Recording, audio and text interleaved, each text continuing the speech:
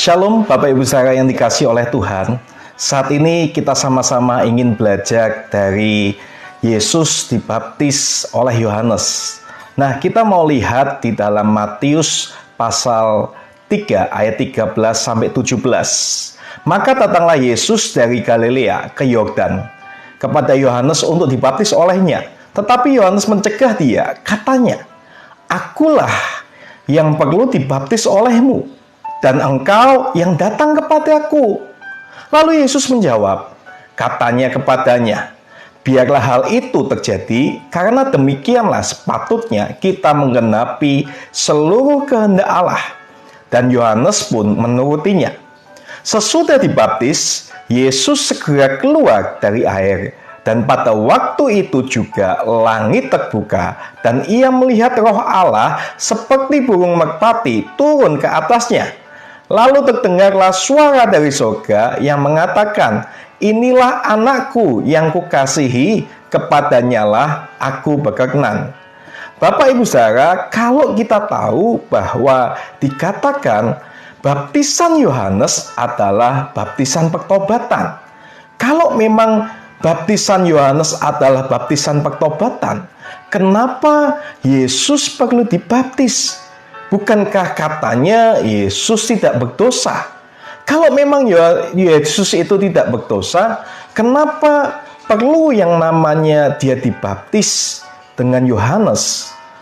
Nah, kita mau pelajari di dalam hal ini. Alasan pertama, kalau kita bisa tahu, ternyata Tuhan pada waktu itu minta dibaptis oleh Yohanes. Yohanes tahu kalau Yesus itu adalah anak domba Allah yang tidak bercela, yang tidak berdosa. Makanya Yohanes mengatakan, "Aku yang perlu dibaptis sebetulnya, karena akulah orang berdosa." Yohanes mengatakan seperti itu. Tetapi Yesus mengatakan dan menjawab seperti ini, "Biarlah hal itu terjadi, karena demikianlah sepatutnya kita menggenapkan seluruh kehendak Allah." Jadi Tuhan Yesus dibaptis oleh Yohanes itu supaya kehendak Allah terjadi.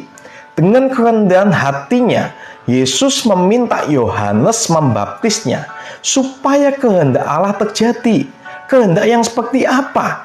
Nah, kalau kita melihat mundur bahwa di Matius pasal 3 ayat 11 itu dikatakan Yohanes pernah ngomong, "Aku membaptis kamu dengan air sebagai tanda pertobatan.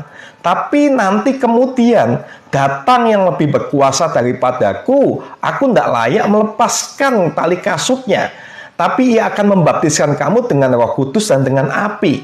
Jadi dengan baptisan Yohanes itu membuat Yesus itu dibukakan jalannya oleh Yohanes, bahwa juga dinyatakan inilah yang akan datang Sang Mesias itu, anak domba Allah itu, yang akan membaptis kamu bukan dengan air, tetapi dengan Roh Kudus dan api.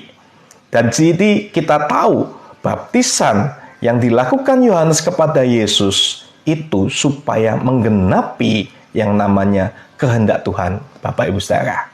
Dan yang kedua, kalau kita bisa tahu bahwa baptisannya Yesus ini yang dilakukan oleh Yohanes itu sebetulnya menyimbolkan bahwa Yesus Sang Domba Allah itu dibuat berdosa untuk menggantikan setiap dosa-dosa kita, Bapak Ibu saudara.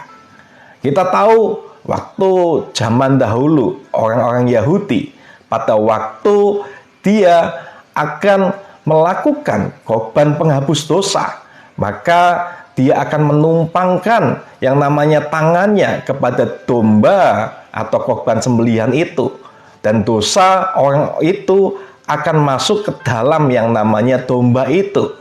Dan dengan Yesus dibaptis ini, itu menyiratkan atau menyimbolkan bahwa Yesus Sang Domba Allah yang tidak bercela itu menjadi berdosa oleh karena dosa kita, dan dialah mengampuni setiap dosa-dosa kita. Dialah yang akan menghapus setiap dosa-dosa kita, Bapak Ibu saudara. Dan makna yang ketiga dari pembaptisan Tuhan Yesus ini, yaitu kita bisa melihat bahwa di dalam pembaptisan Yesus ini ada sebuah peristiwa yang indah. Dan lewat peristiwa yang indah ini kita bisa melihat yang namanya Allah Tritunggal itu, Bapak Ibu Saudara. Kita bisa lihat di situ ada gambaran yang namanya Allah Bapa. Ada gambaran juga yang namanya Putra dan juga gambaran Roh Kudus. Di situ dikatakan kalau kita melihat bahwa gambaran Allah Tritunggal itu nyata. Dan kita melihat dan kita bisa memastikan juga ternyata keselamatan itu dilakukan oleh karya Allah Tritunggal, Bapa, Putra, dan Roh Kudus. Nah, Sang Bapa ini mengasihi orang yang terpilih yang sebelum penciptaan dunia ini.